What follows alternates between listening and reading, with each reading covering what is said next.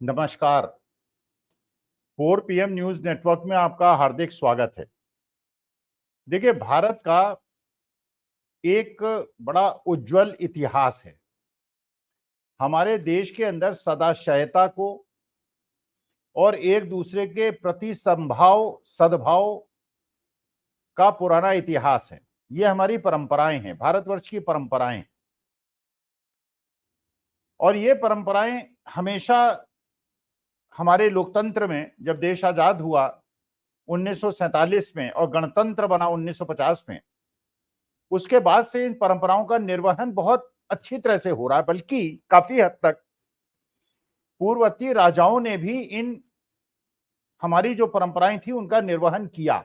आपको याद होगा, जब सिकंदर और पोरस की लड़ाई हुई और सिकंदर की सेनाओं ने विजय प्राप्त की, पोरस को पकड़ के ले गए और पोरस से पूछा कि तुम्हारा कैसा व्यवहार तुम्हारे साथ किया जाए। तो पोरस ने कहा, जैसे एक राजा को दूसरे राजा के साथ करना चाहिए वैसा व्यवहार कीजिए। यह जवाब था और इस जवाब से सिकंदर लाजवाब हो गया था। इसी उन्नतशील इतिहास, इसी भारत की उन्नत इतिहास की परंपरा में जब राजीव गांधी ने अटल बिहारी वाजपेयी को इलाज के लिए अमेरिका भेजा था, जब अटल जी को यूएनओ में इंडिया का रिप्रेजेंटेटिव बना के भेजा था, ये सदाशयता और एक दूसरे के प्रति समभाव और प्रेम हमारा इतिहास है। 1962 में जब देश मजबूत नींव में खड़ा हो रहा था और जो अंग्रेजों ने हमारे देश को लूट लिया था, उसके बाद इसको मजबूत दिशा दे रहा था और सेना में बहुत ज्यादा व्यय नहीं कर पा रहा था, क्योंकि जो आधारभूत चीजें थी उसको पंडित जवाहरलाल नेहरू बनाने की कोशिश कर रहे थे। पंचशील की बात कर रहे थे और नॉन अलाइंड मूवमेंट की बात कर रहे थे। उस समय चीन ने हमको धोखा दिया और हमारे देश पे आक्रमण किया। सेना तैयार नहीं थी, क्योंकि पंडित जी का ध्यान दूसरी तरफ था। उस समय 1962 में विपक्षी दलों ने यह मांग की थी कि इस विषय पे चर्चा की जाए। पंडित जवाहरलाल नेहरू भागे नहीं थे। पंडित जवाहरलाल नेहरू ने चर्चा कराई थी, लोकसभा के अंदर, संसद के अंदर चर्चा हुई थी। और उस चर्चा में पंडित नेहरू के खुद के दामाद फिरोज गांधी ने भी पंडित जी की आलोचना की थी। यह लोकतंत्र था, यह हमारा इतिहास था। अटल बिहारी वाजपेयी ने भी बड़ा अच्छा भाषण दिया था, ओजस्वी भाषण दिया था और नेहरू जी की सारी जो उनकी अपनी रणनीति थी उसकी आलोचना की थी। पंडित जवाहरलाल नेहरू नाराज नहीं हुए थे। उन्होंने ये नहीं कहा था कि एक अकेला सब पर भारी। उन्होंने, जब अटल जी का भाषण खत्म हुआ, वो आए और उन्होंने कहा कि तुम्हारा बड़ा उज्जवल भविष्य है, क्योंकि उनके अंदर, एक युवा के अंदर उन्होंने वो तेज देखा था, वो ओजस्विता देखी थी। और उस समय विपक्षी और पक्षी के बीच में इस प्रकार की भावना नहीं थी। ये हमारे देश का इतिहास था। अब देखिए निकृष्टता। हेमंत सोरेन देश के एकमात्र आदिवासी नेता, chief minister, sitting chief minister को आज से 3 महीने पहले एक फिक्टिशियस आरोप में, एक जमीन घोटाले में जेल में ईडी ने डाल दिया। अच्छा, ये मनी लॉन्ड्रिंग का केस बना दिया इसको। अरे यहां तो बड़े कब्जे होते हैं, बड़े खरीद फरोख्त होते हैं। अगर आप किसी भी शहर में देखेंगे तो 2-4-6 लाख इस प्रकार के मामले आपको मिल जाएंगे। वो इकोनॉमिक ऑफेंस होता है अगर सच होता है तो। वो मिसअप्रोप्रिएशन हो सकता है, लेकिन मनी लॉन्ड्रिंग नहीं हो सकता। लेकिन क्योंकि अगर इकोनॉमिक ऑफेंस होगा, अगर छोटा मोटा हेरफेर का मसला होगा, तो सीबीआई का और पुलिस का केस होगा, तुरंत जमानत मिल जाएगी। एक सिटिंग चीफ मिनिस्टर को, एक आदिवासी चीफ मिनिस्टर को जमानत न मिले, इसके लिए मनी लॉन्ड्रिंग का केस बनाया गया और ईडी से रेड कराई गई और ईडी ने उनको जेल के अंदर 3 महीने से रखा हुआ है। और किस प्रकार का यातना उनको दी जा रही है, किस प्रकार का व्यवहार उनके साथ हो रहा है, जैसा सिकंदर ने पोरस के साथ नहीं किया वैसा हो रहा है। अब सुनिए, हेमंत सोरेन के एक बुजुर्ग के, उनके परिवार के सदस्य की मौत हो गई।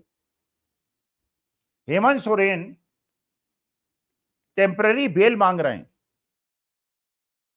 उनको टेम्पररी बेल नहीं दी जा रही है ईडी की संस्तुति पर। हेमंत सोरेन को अपने रिश्तेदार के फ्यूनरल में जाने की अनुमति नहीं दी जा रही है, और जबकि 3 महीने हो गए हैं हेमंत सोरेन पे आरोप सिद्ध नहीं कर पाए, जबकि जमीन जायदाद का मामला 99% लोग आप जानते होंगे, इसको सिद्ध करने में बहुत ज्यादा मशक्कत नहीं करनी पड़ती। रजिस्ट्री है, किसके नाम है, किसने खरीदी, कैसे पैसा दिया, कैसे पैसा लिया, सब कुछ जो है ट्रांजैक्शंस होते हैं। लेकिन हेमंत सोरेन को 3 महीने से जेल में रखा हुआ है और उनको बेल नहीं दी जा रही है। लेकिन इसी तरह से आप दूसरा मसला देखिए, एक व्यक्ति हैं जो अपने को राम रहीम कहते हैं, हरियाणा के, उनका अपना एक भक्त समूह है, जैसे और लोगों के भी भक्त समूह है, उनके भी भक्त समूह है। उन पे क्रिमिनल चार्जेस हैं,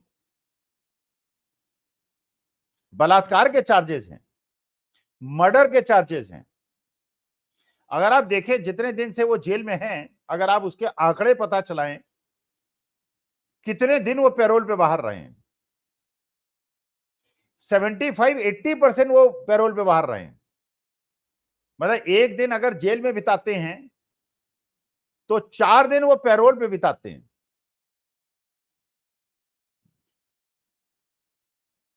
और उन्हें पैरोल 2-2, 3-3 महीने की दी जाती है, और उस समय जरूर दी जाती है जब चुनाव होने वाला होता है, और चुनाव में वो खूब सक्रिय भागीदारी करते हैं, जबकि वो रेप के और कत्ल के मुजरिम हैं। इसलिए कि वो सत्ता पक्ष के लिए गोलबंदी करते हैं, अपने भक्तों को समेटते हैं, उनको मैसेज देते हैं कि आपको भारतीय जनता पार्टी को वोट देना है क्योंकि इन्होंने मुझे पैरोल दी। और हेमंत सोरेन जो शिबूर सोरेन के बेटे हैं,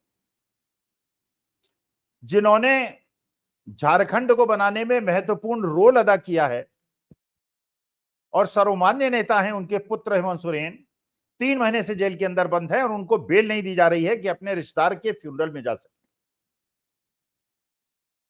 और ये लोग बात करते हैं भारतीय सभ्यता और संस्कृति की।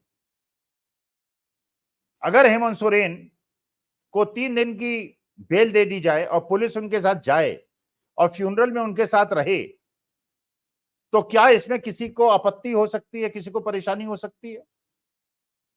क्या वो भाग जाएंगे? क्या इस प्रकार के काम करके जो देश के एक स्वतंत्र नागरिक की स्वच्छंदता और उनके जो सनातनी उत्तरदायित्व हैं, उनका पालन करने की अनुमति इसलिए नहीं दी जाएगी क्योंकि वो आदिवासी हैं,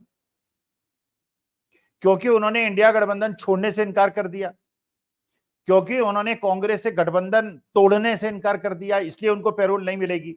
और राम रहीम को पैरोल मिलेगी, लंबी पैरोल मिलेगी, चुनाव में प्रचार करने की अनुमति दी जाएगी, और उसे जो अभियोजन पक्ष है उसे अपोज नहीं करेगा। तो क्या राजनीतिक कारणों से जो राजनीतिक बंदी हैं और जो हत्या और मर्डर के आरोपी हैं, उनको अलग अलग रूप से देखा जाएगा? अब इसी के परिप्रेक्ष्य में और देखिए आप, अब यह निर्णय लिया है आम आदमी पार्टी ने कि दिल्ली के मुख्यमंत्री अरविंद केजरीवाल की पत्नी दिल्ली के अंदर ओपन जीप में पदयात्रा करेंगी और निकलेंगी, क्योंकि उनके पति को 3 महीने से जेल में रखा हुआ है और ईडी उनकी बेल को अपोज कर रही है केवल इसलिए कि वो चुनाव प्रचार में भाग न ले सके।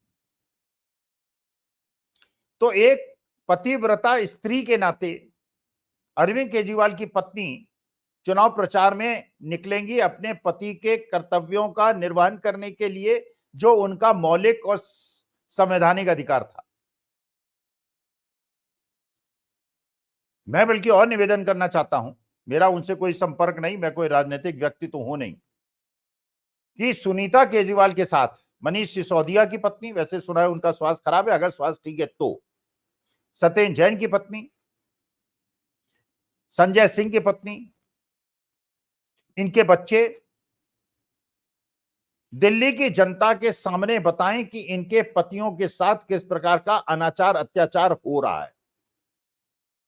जनता को यह भी बताएं किस प्रकार से बड़े बड़े आरोपियों को पैरोल पे छोड़ा जाता है, उनको बीजेपी में शामिल किया जाता है, उनको दोष मुक्त कर दिया जाता है और आरोपियों के आरोप के आधार पर एक सिटिंग मुख्यमंत्री को जेल में भेज दिया जाता है, दिल्ली के अंदर जैसे झारखंड में भेजा था, केवल इस कारण कि वो इनके पक्ष में आने को भी तैयार नहीं है और इंडिया गठबंधन को छोड़ने के लिए भी तैयार नहीं, क्योंकि ये चाहते हैं इंडिया गठबंधन में फूट पड़े, वोटों का बंटवारा हो और ये जीत जाएं, क्योंकि इंडिया गठबंधन मजबूती से लड़ रहा है और देश की जनता इस अनाचार अत्याचार को देख रही है। इसलिए अगर सद्बुद्धि होती और भारत की सभ्यता संस्कृति का इन्हें संज्ञान इन्होंने लिया होता और पंडित जवाहरलाल नेहरू और अटल बिहारी वाजपेयी, इंदिरा गांधी के जमाने के पुराने हमारे इतिहास को पढ़ा होता तो खुद सदाशयता दिखाते और ईडी से कहते कि जितने भी आरोपी हैं इनको 3 महीने के लिए बेल दी जाए, ईडी कहती कोर्ट में, और जब चुनाव खत्म हो जाए उसके बाद इनको दोबारा जेल में भेज दिया जाए, इनके साथ आर्म पुलिस होती कि ये भाग ना जाए, इनका पासपोर्ट रखवा लेते, लेकिन इनको चुनाव प्रचार करने देते। अगर आप एक प्रदेश के मुख्यमंत्री को और 3 मंत्रियों को इसलिए जेल में रखते हैं और उसको भी कई सालों तक, महीनों तक रखने के बाद आरोप सिद्ध नहीं करते, मनी ट्रेल नहीं दिखाते, इसका माने आप लोकतंत्र और संविधान की हत्या करने के लिए तैयार है। मैं तो यहां तक निवेदन करूंगा, महाराष्ट्र के अंदर अनिल देशमुख एक पुलिस कमिश्नर थे, रिटायर्ड, उन्होंने आरोप लगाया कि अनिल देशमुख 100 करोड़ पर मंथ की घूस मांगा करते थे, मुंह जबानी। अनिल देशमुख होम मिनिस्टर थे महाराष्ट्र के, शरद पवार के बड़े नजदीकी हैं, उनको 13 महीने जेल में रखा। कोर्ट में केस चला, कोर्ट ने निर्णय लिया कि कोई केस नहीं बनता, अनिल देशमुख को छोड़ दिया गया। 13 महीने उस आदमी के बर्बाद किए गए, लेकिन वो शेरदिल आदमी था, मराठा आदमी था और उसने सारे अनाचार अत्याचार सहे और जेल में रहा। संजय राउत को जेल में पकड़ा गया, रखा गया, दुष्प्रचार किया गया उनके खिलाफ, 3 महीने जेल में रहे। 3 महीने बाद कोर्ट ने कहा कोई केस नहीं बनता, इनको छोड़ा जाए। 3 महीने उनके बर्बाद किए।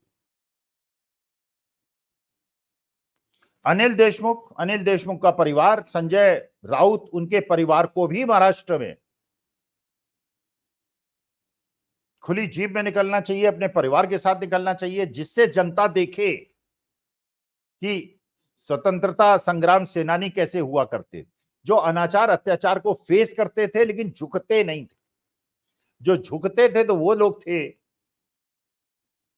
जो कि अपनी 40 साल पुरानी प्रतिबद्धता को ताक पे रख के उस सिद्धांतों के साथ समझौता कर लेते थे जिसके खिलाफ 40 साल वो और उनके पिताजी लड़े थे, जैसे यशवंतराव चौहान, अशोक चौहान, सीपीएन सिंह, आरपीएन सिंह, जितिन प्रसाद, अमरिंदर सिंह, माधवराव सिंधिया और उनके पुत्र, तो जिन्होंने अपने पारिवारिक सिद्धांतों की बलि दे दी और सारे केस वापस हो गए। अजीत पवार तो पहले ही केस वापस हो गए थे, अब उनकी पत्नी पे भी जो बैंक घोटाले के आरोप लगे थे वो भी केस विड्रॉ हो गए। और अगर किसी दिन हेमंत सोरेन, मान लीजिए, जो होगा नहीं क्योंकि शेरदिल आदमी आदिवासी हैं, या अरविंद केजरीवाल दिल्ली के मुख्यमंत्री अगर समझौता कर लें, शरणागत हो जाएं, तो उनके भी केस वापस हो जाएंगे, जैसे अजीत पवार के हो गए, छगन भुजबल के हो गए, प्रफुल्ल पटेल के हो गए।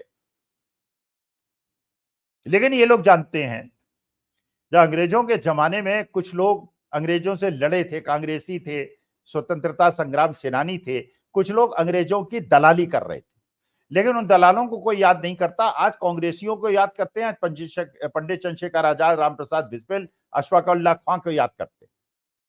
ये लोग भी याद किए जाएंगे, क्योंकि इन्होंने अत्याचार अनाचार के सामने घुटने नहीं टेके, ये लड़े। अब जनता का कर्तव्य है, यह हमारा आपका कर्तव्य है कि लोग जो संविधान और देश के लोकतंत्र को बचाने के लिए संघर्ष कर रहे हैं, हम उनके साथ खड़े होंगे, या उनके साथ खड़े होंगे जो घुटने जिन्होंने टेक दिए हैं, जिन्होंने समर्पण कर दिया है। उस जमाने में लोगों ने पेंशन ली थी, आज के तारीख में कुछ लोगों ने राज्यसभा की सीटें ले ली, पार्लियामेंट का टिकट ले लिया। वो जीते हारे वो तो जनता के ऊपर निर्भर करता है कि वो ऐसे धोखेबाज लोगों को सीट देंगे, वोट देंगे जिन्होंने अपने सिद्धांतों का समझौता किया, या उन लोगों को वोट देंगे जिन्होंने इन अत्याचारों के खिलाफ लड़ाई लड़ी, चाहे जितना भी भुगता। तो आज की तारीख में हेमंत सोरेन, अरविंद केजरीवाल, मनीष सिसोदिया, सत्येंद्र जैन, संजय सिंह, ये क्रांतिकारियों की तरह उभरे हैं, जिन्होंने घुटने नहीं टेके, जेल में रहे, अत्याचार सहा, जेल की रोटियां खाई, लेकिन लड़े। ऐसे ही लोगों को इतिहास याद करता है, और जो लोग घुटने टेकते हैं, जो दंडवत होते हैं, जो सिद्धांतों से समझौता करते हैं, इतिहास उनको याद नहीं करता। अब देखते हैं जनता का, आप श्रोता और दर्शकों का क्या निर्णय है। आप समझौता समर्पण करने वालों के साथ हैं, या जो अत्याचार अनाचार से लड़ रहे हैं उनके साथ हैं?